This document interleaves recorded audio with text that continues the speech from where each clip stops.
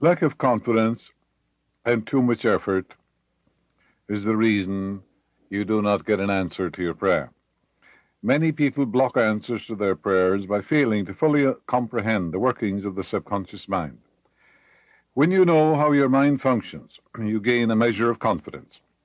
You must remember, whenever your subconscious mind accepts an idea, it immediately begins to execute it. It uses all its mighty resources to that end and mobilizes all the mental and spiritual laws of your deeper mind. This law is true for good or bad ideas. Consequently, if you use it negatively, it brings trouble, failure, and confusion. When you use it constructively, it brings guidance, freedom, and peace of mind. The right answer is inevitable when your thoughts are constructive, when you're in tune with the infinite, and when you have love and goodwill to all. From this, it is perfectly obvious that the only thing you have to do in order to overcome failure is to get your subconscious to accept your idea or request by feeling its reality now. And the law of your mind will do the rest. Turn over your request with faith and confidence, and your subconscious will take over, and the answer will come. You will always fail to get results by trying to use mental coercion or force. Say, I tried so hard. Your subconscious mind does not respond to coercion. It responds to your faith or conscious mind acceptance. Your failure to get results may also arise from such statements as, things are getting worse. I will never get an answer. I see no way out. It is hopeless. I don't know what to do. I'm all mixed up. When you use such statements, you get no response or cooperation from your subconscious mind. You're like a soldier marking time. You neither go forward nor backward. In other words, you don't get anywhere. If you get into a taxi and give a half a dozen different directions to the driver in 5 minutes, he would be completely and hopelessly confused and probably will refuse to take you anywhere. It is the same when working with your deeper mind. There must be a clear-cut idea in your mind. You must arrive at the definite decision that there is a way out, a solution to the vexing problem in sickness, lack, or limitation. Only the infinite intelligence within your subconscious knows the answer. When you come to that clear-cut conclusion in your conscious mind, your mind is then made up, and according to your belief is it done unto you. A house owner once remonstrated with a furnace repairman for charging $200 for fixing the boiler. The mechanic said, I charge 5 cents for the missing bolt and $199.95 for knowing what was wrong. Similarly, your subconscious mind is the master mechanic, the all-wise one, who knows ways and means of healing any organ of your body as well as your affairs. Decree health, and your subconscious will establish it, but relaxation is the key. Let go. Let the God presence handle it. Easy does it. There's only one healing presence. It made you from a cell. It knows all the processes and functions of your body. Relax, let go, and realize this almighty healing power is flowing through you now. Do not be concerned with details and means, but know the end result. Get the feel of the happy solution to your problem, whether it is health, finances, or employment. Remember how you felt after you had recovered from a severe state of illness. Bear in mind that your feeling is the touchstone of all subconscious demonstration. Your new idea must be felt subjectively in a finished state, not the future, but as coming about now, for you always pray in the now. In using your subconscious mind, you infer no opponent, you use no willpower. You imagine the end and the freedom state. You will find your intellect trying to get in the way, but persist in maintaining a simple, childlike, miracle-making faith. Picture yourself without the ailment or the problem. Imagine the emotional accompaniment of the freedom state you crave. Cut out all red tape from the process. The simple way is the best. Coué, the famous psychologist from France who visited America about 50 years ago, defined the law of reversed effort as follows. When your desire and imagination are in conflict, your imagination invariably gains the day. If, for example, you were asked to walk a plank on the floor, you would do so without question. Now suppose the same plank were placed 20 feet up in the air between two walls. Would you walk it? Your desire to walk it would be counteracted by your imagination or fear of falling. Your dominant idea, which would be the picture of falling, would conquer.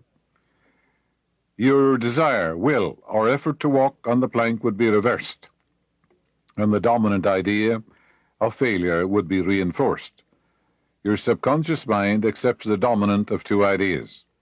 Mental effort is invariably self-defeated, eventuating always in the opposite of what is desired. The suggestions of powerlessness to overcome the condition dominate the mind. Your subconscious is always controlled by the dominant idea. Your subconscious will accept the strongest of two contradictory propositions. The effortless way is the better. If you say, I want a healing, but I can't get it. I try so hard. I force myself to pray. I use all the willpower I have. You must realize that your error lies in your effort. Never try to compel the subconscious mind to accept your idea by exercising willpower. Such attempts are doomed to failure, and you get the opposite of what you prayed for. The following is a rather common experience. Students, when taking examinations and reading through their papers, find that all their knowledge has suddenly deserted them. Their minds become appalling blanks, and they are unable to recall one relevant thought. The more they grit their teeth and summon the powers of the will, the further the answers seem to flee. But when they have left the examination room and the mental pressure relaxes, the answers they were seeking flow tantalizingly back into their minds. Trying to force themselves to remember was the cause of the failure. This is an example of the law of reversed effort, whereby you get the opposite of what you asked or prayed for. I tell students, take the simple examination or simple question first, answer it. There are always one or two simple questions, easy ones. Then you're relaxed, and your mind is in a passive psychic receptive state, and the memory and the wisdom of the subconscious rises to the conscious mind when the conscious mind is relaxed. To use mental force is to presuppose there is opposition. How could you add power to omnipotence? When your mind is concentrated on the means to overcome a problem, it is no longer concerned with the obstacle. In the book of Matthew it says, if two of you shall agree on earth as touching anything that they shall ask, it shall be done for them of my Father which is in heaven. Well, the Father in heaven means, of course, heaven is your invisible intelligence in which we live and move and have our being, and the Father of all is your thought and feeling. And your thought and feeling control your destiny. Who are these two? It simply means a harmonious union or agreement between your conscious and subconscious mind on any idea, desire, or mental image. The brain and the heart must unite, you know. The male and the female must fuse together for an answer to come. When there is no longer any quarrel in either part of your mind, your prayer will be answered. The two agreeing may also be represented as you and your desire, your thought and feeling, your idea and emotion, your desire and imagination. To avoid all conflict between your desire and imagination, enter into a drowsy, sleepy state which brings all effort to a minimum. The conscious mind is submerged to a great extent when in a sleepy, drowsy state. The best time to impregnate your subconscious is prior to sleep. The reason for this is that the highest degree of outcropping of the subconscious occurs prior to sleep and just after we awaken. In this state, the negative thoughts and imagery, which tend to neutralize your desire and so prevent acceptance by your subconscious mind, no longer present themselves. When you imagine the reality of the fulfilled desire and feel the thrill of accomplishment, your subconscious brings about the realization of your desire. A great many people solve all their dilemmas and problems by the play of their controlled, directed, and disciplined imagination. knowing that whatever they imagine and feel to be true will come to pass in ways they know not of.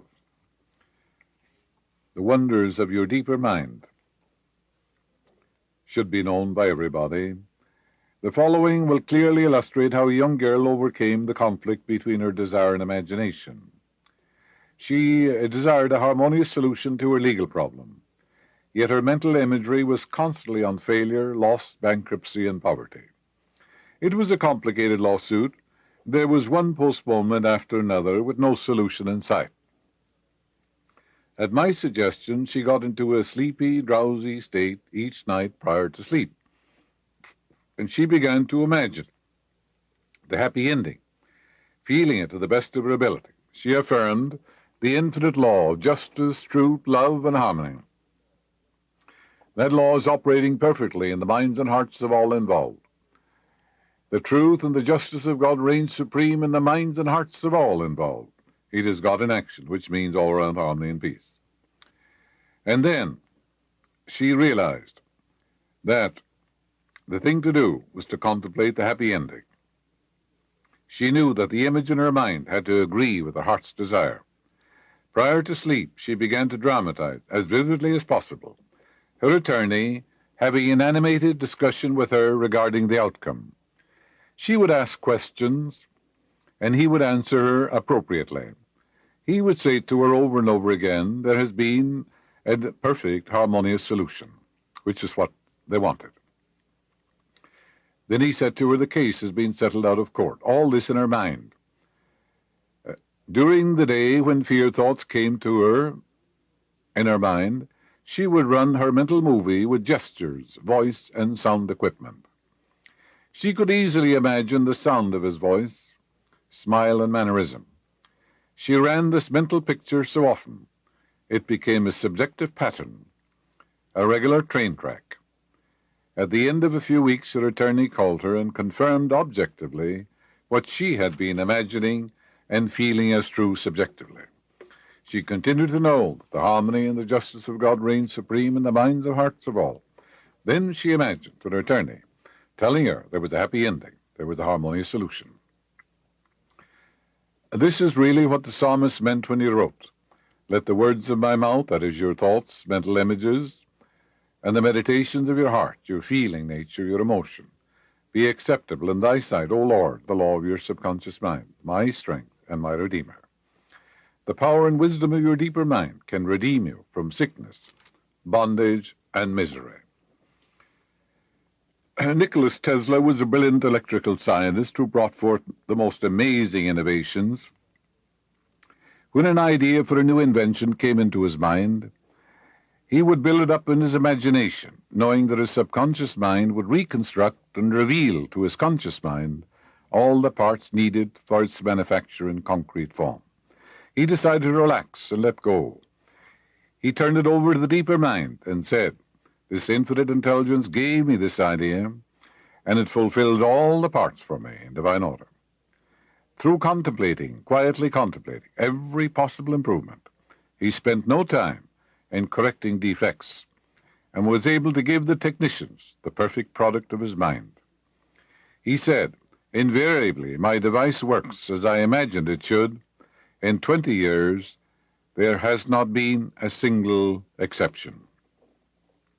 To show you about the power of letting go and let this supreme intelligence solve it for you.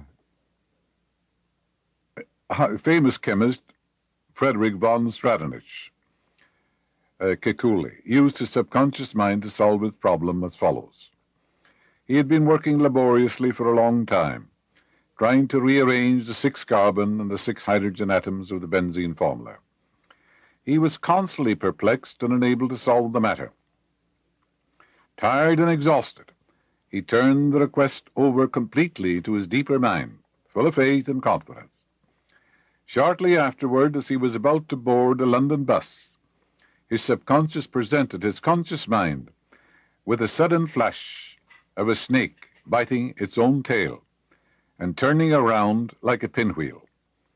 This answer from his subconscious mind gave him the long-sought answer of the circular rearrangement of the atoms that is known as the benzene ring. So easy does it.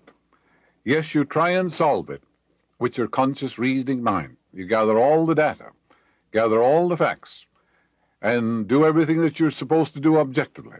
Then oftentimes you come up against a stone wall.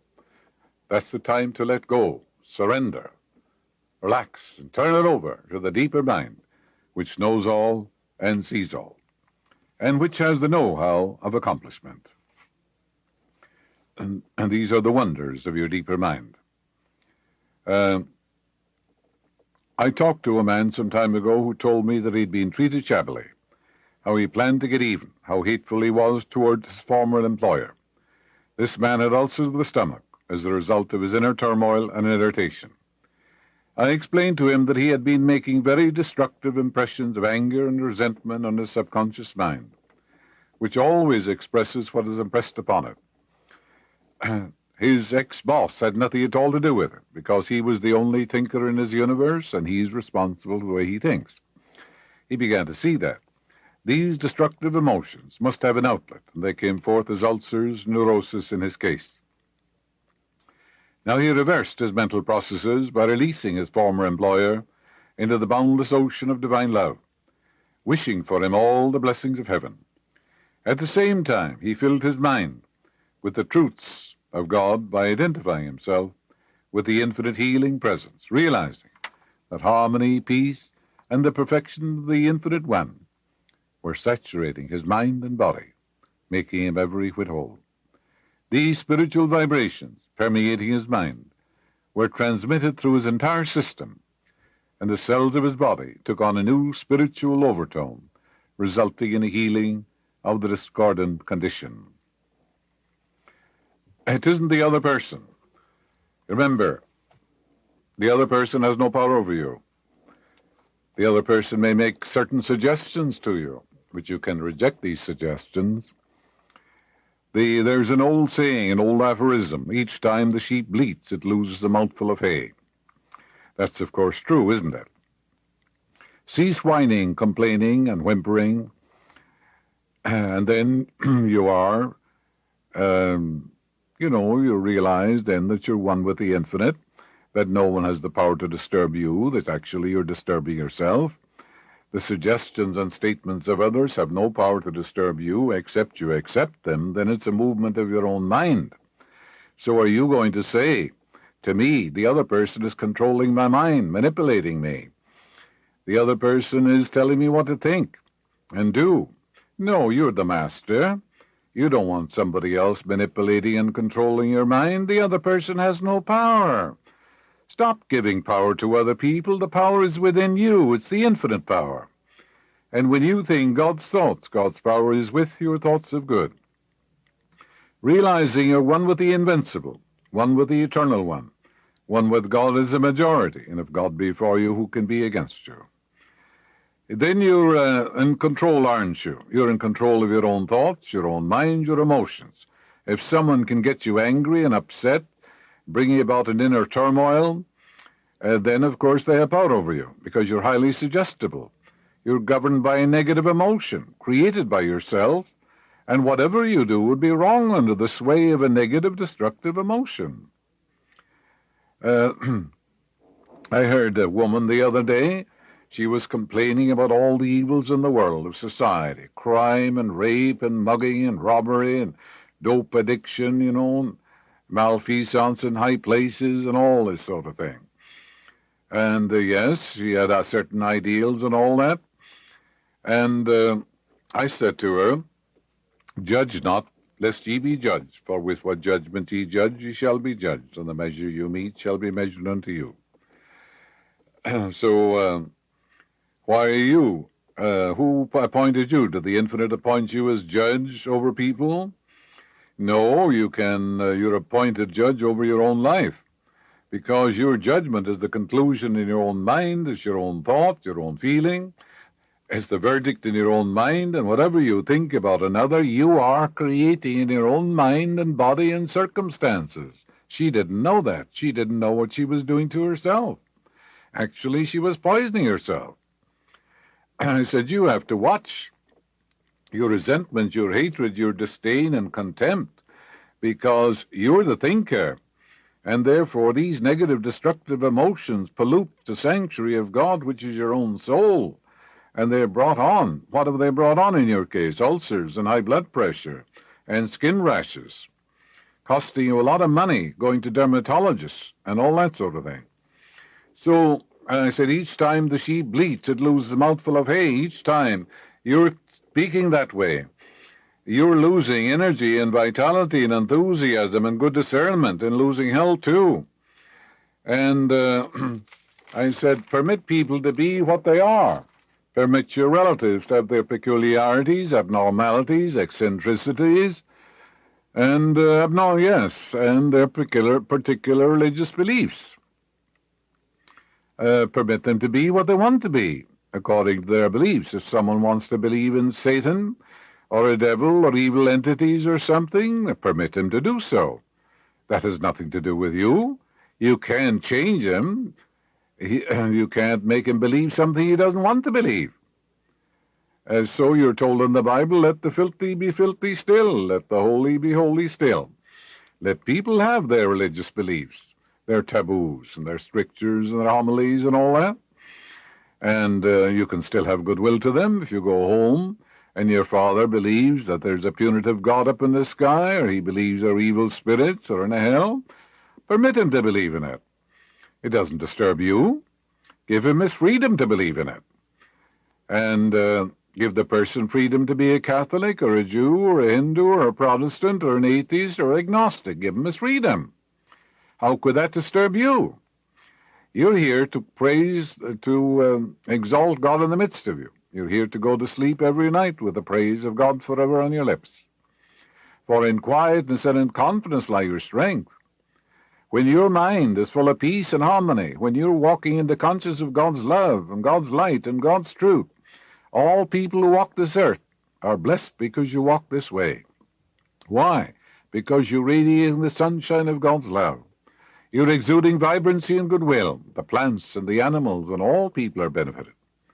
If you go into a hospital to visit a sick person, would you want to go in there full of inner turmoil, agitated, over-exercised and burning up and seething, a seething cauldron? No, you wouldn't. You'd be doing harm to the person.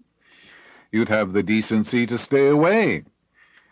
If you went in, you'd say, well, now, I should have a quiet mind, a peaceful mind. I should be full of faith in God and the healing power of God.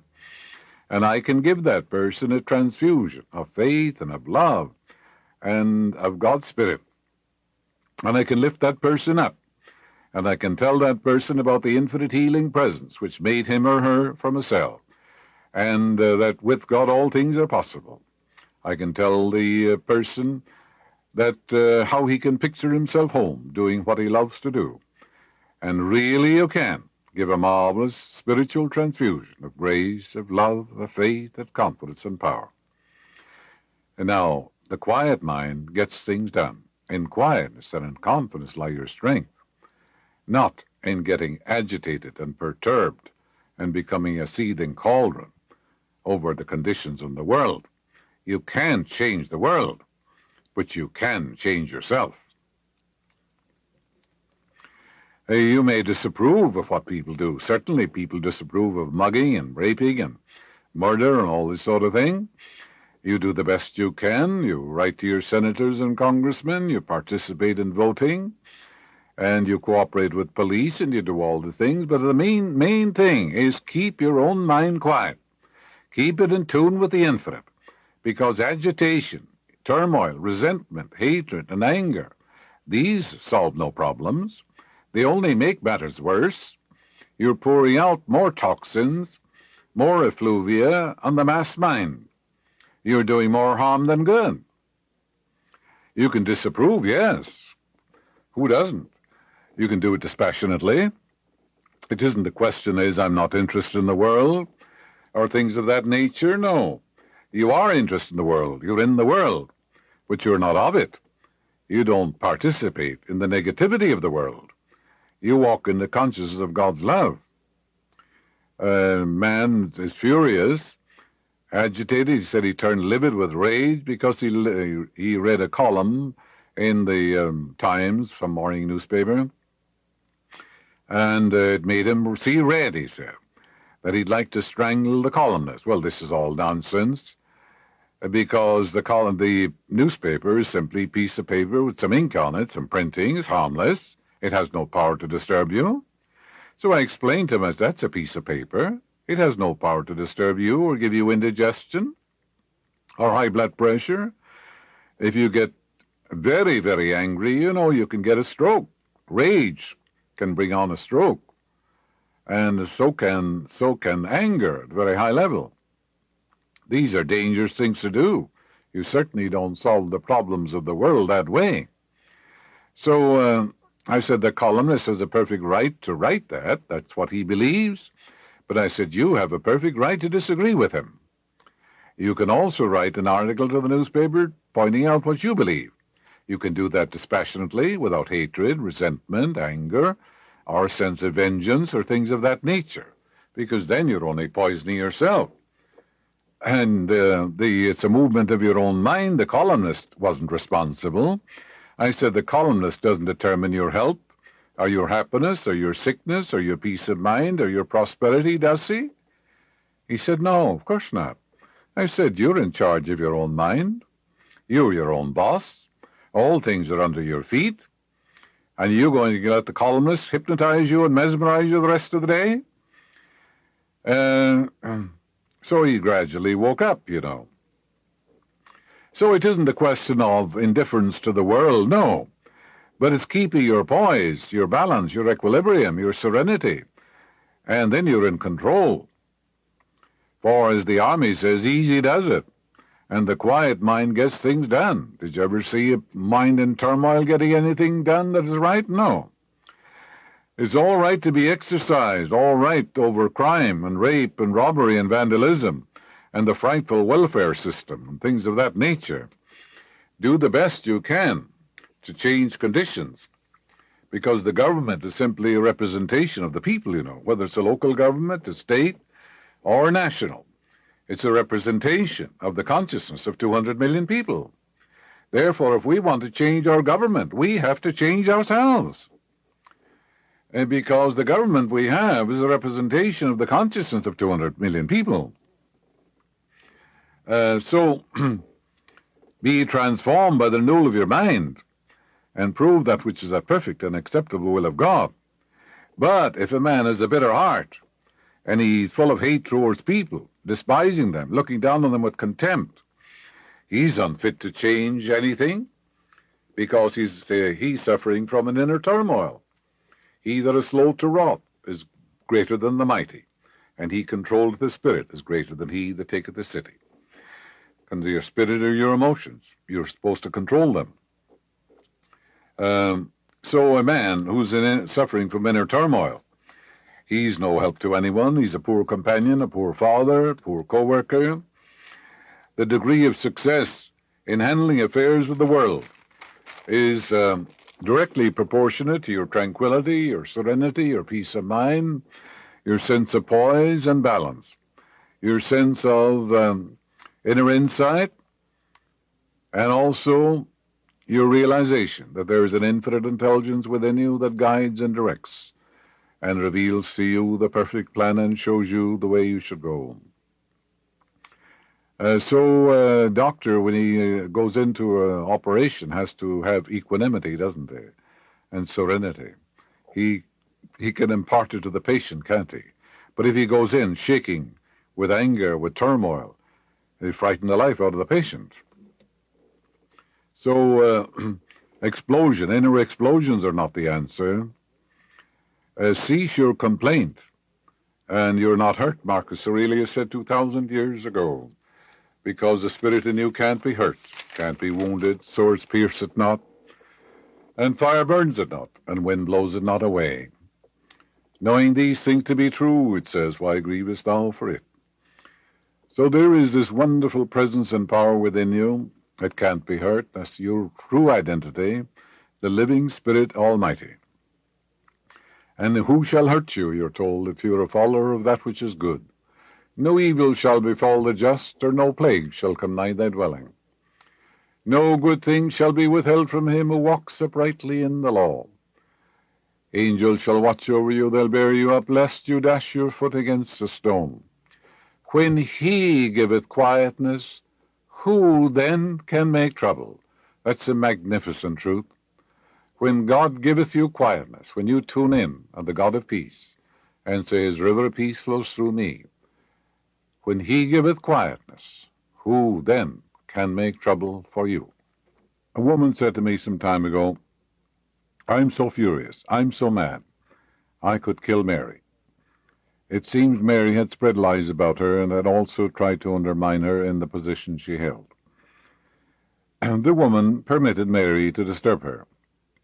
In other words, she gave power to Mary which Mary did not possess. Who controls your mind? You control it. You're the thinker. Are you going to let the other person control you, manipulate you? No. You're in control. So I explained to her, I said, the trouble is in your own thought life. A lie has short legs. You know the truth of being.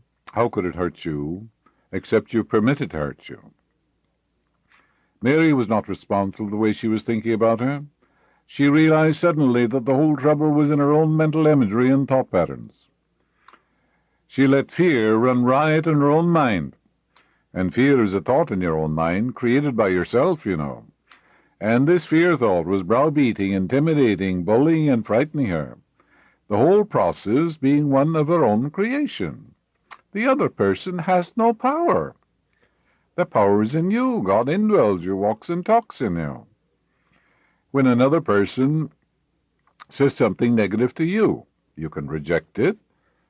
You don't have to accept it. If you accept it, then it's a movement of your own thought. And that which I greatly feared has come upon me, Job said.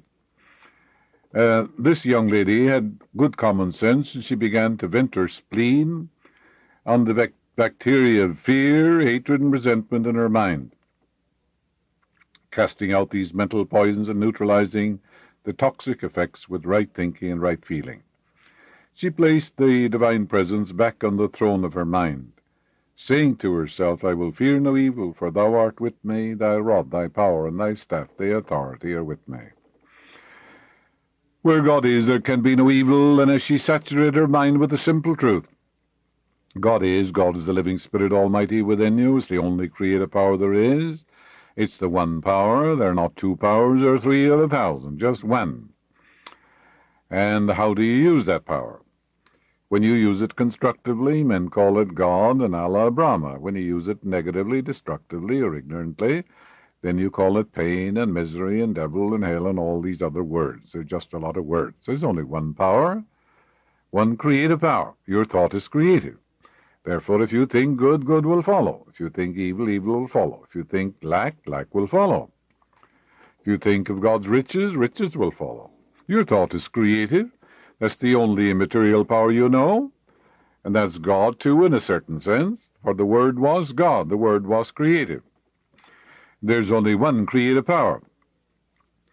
So, as she saturated her mind, she said, God is, His presence fills my soul and rules my life. And divine love saturates my whole being, and when love comes in, all ill will vanished away. Two unlike things repel each other, you know. The lower is subject to the higher. She positively refused to let some other woman give her migraine, indigestion, insomnia, and the jitters. It's the quickest way in the world to get old and wrinkled, you know, is to be resentful or bitter or hostile. No one has the power to disturb you. The power is in your own thought life. You are the one to determine how your thought moves. Good and evil are the movements of your own mind. They're in your motivation. Nothing evil about laser beam or nuclear energy or anything. How do you use them? Do not permit thieves of fear, resentment, and inadequacy to restrict, bind, and hold you in the chains of bondage. The world we see is really the world we are. We see it through the mental pictures and convictions of our deeper mind. We color everything by our inner beliefs and convictions. Man projects his feelings, prejudices, and animosities onto people, and he forms a twisted, distorted picture of everything. Yes, we're here to participate in life, in business, and the government should be on your shoulders, the government of divine ideas, mothered by divine love. Imagine a government in Sacramento governed by thugs and murderers and gangsters, You wouldn't have it, would you? Well, what about the gangsters in our own mind? We're governed by divine ideas, at least we should be. But if you're governed by resentment and anger and fear, it's a frightful government. And what kind of a result will you have from a government like that? Let your government be a government of divine ideas, mothered by divine love. That's the government of the free. That's the only government in the world that can guarantee you peace and health and happiness, success, security. No ukase from Washington or Moscow or any part of the world can guarantee you anything. You give these things to yourself. No government can guarantee you peace or health or love or anything. The government can't give you anything. It has to first take it away from you. Yes, you're in control. You can look at the world objectively and emotionally. And what the other person writes, the newscaster, shouldn't disturb you. You say, I don't agree with him. I think everything he says is false. That's your attitude of mind, but you don't let him say, look, you're suffering from insomnia. You better have these tablets tonight. Are you going to run out and get some tablets because he said you may have trouble sleeping? Then you're hypnotized and mesmerized. You can say, look, I sleep in peace. I wake in joy. He has no power to make you buy sleeping tablets. So what governs you? Your estimate, your blueprint, your belief, or is it the other person's belief about you? If someone says to you, well, you're a failure, you'll never amount to anything, what would you do?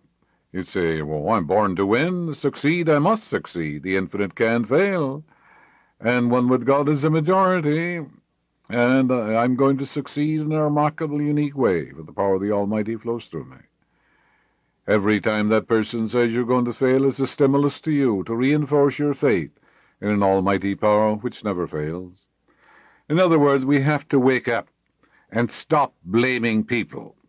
Stop blaming conditions. No one to blame but myself. Realize there's one creative power. That power is in you. The other person doesn't control you, and the power isn't in the other person to manipulate you except you permit it. Is your mother-in-law or father-in-law or some other in-law or outlaw or somebody governing your mind? Are you governing your own mind? Do you pray in the morning and saturate your mind with eternal truths? Do you say, God is my guide, my boss, my way-shower, my counselor, the source of my supply? My expectation is from him who giveth to all life, breath, and all things. So realize the creative power is in you. You're not subject to the other person's thought. Respect your own thought. In the beginning was the Word was with God, and the Word was God. The Word is the thought expressed. It was God, meaning it's creative. It's divine. You're told in the Bible against an Israelite that even a dog can lift a stone. An Israelite is not a race of people, it's simply any man or woman who realize the God present, the living Spirit Almighty is God, and realize it's sovereign and supreme, and that your thought is sovereign. You recognize the sovereignty of the Spirit and the regnancy of your thought. Then you're called an Israelite. The thought about you has no power until it becomes your thought until you accept it. So therefore be sure that you wish for everyone what you wish for yourself.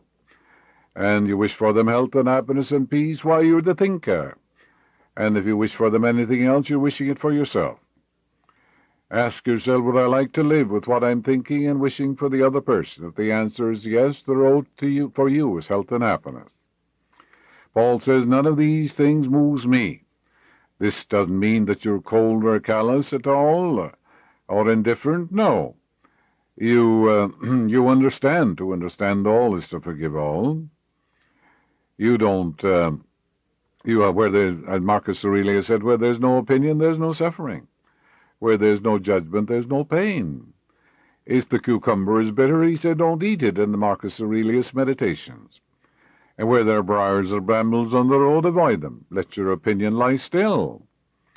Therefore, surely there's crime in the world. There's war down through the ages, ever since man, as far back as we can go. Ever since man walked the earth, we've had greed and avarice and hate and all that sort of thing. We've had war, we've had love too. We've had great sacrifices. We've had great men who contributed to the world too. So you're not here to suffer. You're here to release the imprisoned splendor that is within. Suffering is ignorance. All suffering is ignorance. You suffer until you awaken to the truth of being and say, look, what's the cause? You say to yourself, I am the cause. And then you begin to change. And you begin to identify with the eternal truths of God, which are the same yesterday, today, and forever.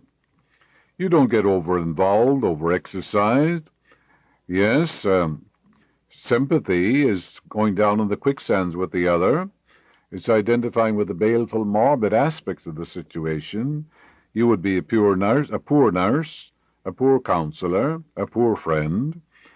On the other hand, compassion is standing on firm ground and throwing a rope to the person who's in the quicksands and pulling him out, but you don't go down with him.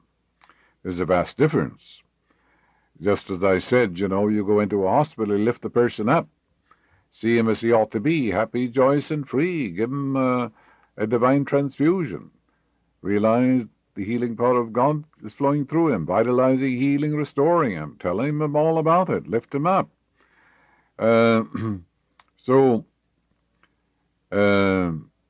Empathy is looking out through the eyes of another and understanding the situation. Yes, it's understanding without involvement,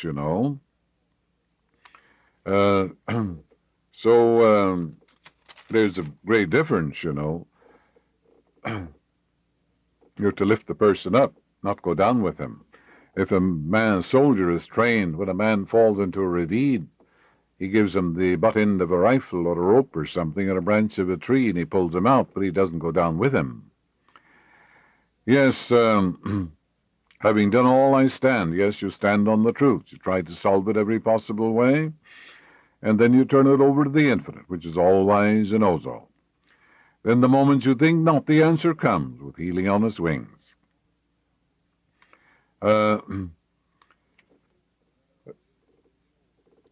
Now, there's an old saying, why burn down the house to get sound roast beef, to get some roast beef, Be foolish, wouldn't it? Well, many people go from Los Angeles to New York by China. They go all around Robinson's barn, Why make it so hard? Why do it the hard way? The easy way is the best.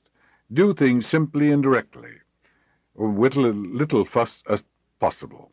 Come to the point when you pray. Don't hover over the problem. Realize Infinite Spirit knows only the answer. Don't fight the problem. Know the truth, and know that there's a solution, that there's a way out. Don't use a shovel or a spade to kill flies, You can't add power to omnipotence, Meet all problems head on. Face them. Certain problems and situations are not, can't be solved by fighting and quarreling with them. These problems, they'll get worse, won't they? You try to solve a problem, yes, but there's such a thing as being a spiritual paratrooper. There are times when you fly over the problem and go to the God presence within, and there claim the solution, the way out, and the happy ending. So it isn't always the path of wisdom to deal frontally with the situation. There are times when it's to let go and say, well, I've done everything, and the God presence is going to take over now. An alcoholic can't solve his problems by willpower or coercion. He takes an oath in the Bible that he will not drink anymore and all that. That's nonsense. He suppresses the desire, and then 3 or 4 months later, he goes on a terrible binge. No, the answer is to come to a decision. And when he decides to give it up, no willpower won't get him anywhere. Mental coercion. A mental force won't get him anywhere at all. It'll get the opposite result. That's the law of reversed effort that we spoke of. So I said, do you want to give it up? Yes. Well, then we have no problem. You're 75% healed. You claim freedom and peace of mind. You imagine that you're doing what you always did. If you're an attorney, you're pleading a case before the judge. You're actually there. You're talking to your client. You make there, here, in the future, now. And you realize the almighty power flows through that focal point of attention, flows through that mental movie of yours. And when the temptation comes, or the shakes and the jitters, you're tempted to go to the bottle, flash on the mental picture, flash in the movie, and say, the power of the Almighty is backing me up now. And as you continue to do that, quietly and feelingly and knowingly, the moment will come when you're compelled to freedom, sobriety, and peace of mind, whereas before you were compelled to drink. That's the wonders of imagination, called the workshop of God. So willpower won't get him anywhere. Imagination is the creative, it's powerful. You can do the same with smoking, excess smoking, or addiction of any kind. Silently imagine yourself like the attorney. He's free. Sobriety and peace of mind, and he's back at the desk. He's talking to clients. He's doing all the things he would do. He feels the tangibility of the desk, the naturalness of it. He's before the judge, and he's shaking hands with the judge after the case is over, and so on. So it's all real. Silently imagine yourself doing what you want to do, and keep this up. Flash the movie on frequently. It's the workshop of God. All the power of the Almighty will flow to that focal point of attention. And then, yes, the old pattern is there, but you're supplanting it, aren't you?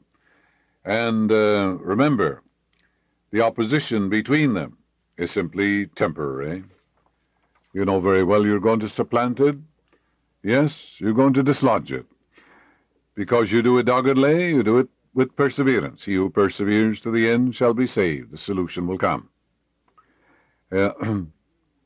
So that new picture you have in your mind will soon become dominant, and the subconscious accepts the dominant of two ideas. Thus the Lord returning from the wedding feast. The Lord is the law.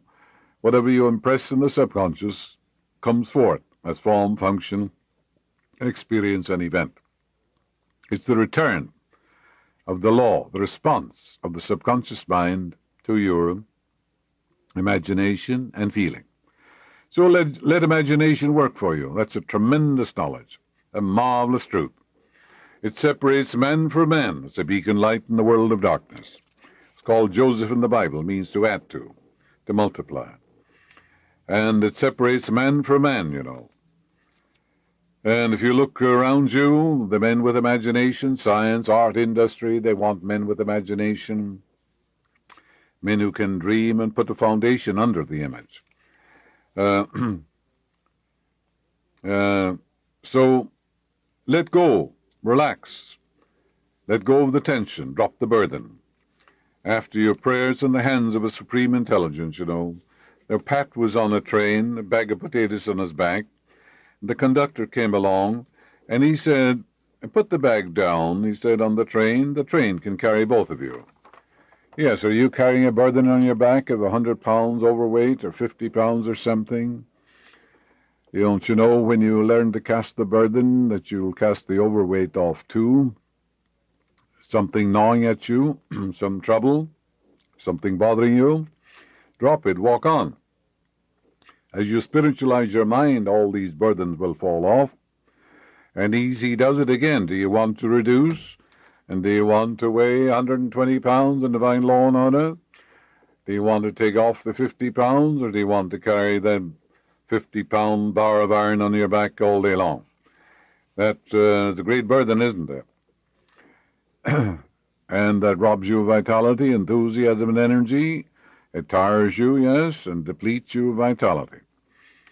Do you want to become lissome and lightsome and beautiful and charming? Do you want to wear a 10 dress if you're a woman, or an 8 dress? Come to a decision. You really mean it, Why are you putting on these aprons of weight or fat? Or Why this obesity? Well, it could be self-loathing. It could be a hunger for love, and you're trying to appease the situation, but you're doing it in the wrong way. You don't need starchy or amylaceous foods or fatty substances. You don't need ice cream. You're an adult. You don't need any of those things. Go to a doctor and get a good diet, and then come and make a decision. And you say to your subconscious, I weigh 120 pounds in divine law and divine order, through divine love. I mean this, I am sincere. It's irrevocable. It's an absolute truth. I mean it. And it's irrevocable. And you reiterate that. Your subconscious says she means it, and it brings it to pass to cause you to lose all desire for these amylaceous or fatty foods. You come to a decision. And in your imagination, you're wearing that dress, aren't you? You're looking at yourself in the mirror, admiring yourself, and someone is congratulating you on that lissom, lightsome figure of yours. Yes, the minute you come to a decision, there is no problem. Easy does it. You relax, the infinite takes over. If you vacillate and waver, and you're double-minded and unstable, you'll get absolutely nowhere. Let not such a person ask anything of the Lord. He's like the double-minded man, unstable in all his ways, you know. When you have a problem, surely you're to meet the problem. You may have to discuss it with a lawyer, a doctor, or somebody else. But then you say, well, infinite intelligence is taking over. There's a law of harmony and beauty and love. And the infinite spirit reveals the perfect solution in ways I know not of. Are you troubled by events in the past? Well, the past is dead. Nothing matters but this moment. Let go and walk on. The future is the present, your present thinking grown up. Cast your bread upon the waters, you'll find it after many days. The bread of peace, of harmony, of right action and beauty, and love and understanding. Dwell on these things, and you'll find the result after many days. Because whatever you deposit in your mind, you'll meet it on the screen of space. What has happened has happened. There's no use crying over spilt milk, you know. Claim divine freedom and peace of mind, and you'll be led to green pastures and still waters. Emerson said, your feet may run, but your mind need not. Your body, your conscious mind, may be involved in a difficult situation, but there's an infinite intelligence within you that transcends time and space, that knows all and sees all. It's the ever-living one, the all-wise one. They came to Emerson, you know, and they said the world is coming to an end. They calculated it according to the book of Revelations, a class we recently finished. And what did he say? He said, boys, that's all right. I can get along without it. He's detached, you know. He didn't get all excited because some people are reading the Bible, taking it literally, not realizing it's symbolic. It's an allegorical, figurative, idiomatic language. And the numbers in the Bible have an inner meaning, too. They were taking these things literally. And, of course, Emerson knew it, and he just, said the right thing. Yes, you can get along without it, too. In the next dimension, you have a body, and you can get along. Have no inordinate attachment to anything. You're a steward of the divine. God owns all things, the whole world. You're here to make use of these things. Use them wisely and judiciously. You came in naked in the world, you know, and you'll go back that way. But you can take with you the melody of God in your heart. You can take knowledge of the laws of mind and the way of the Spirit. You can take faith and confidence.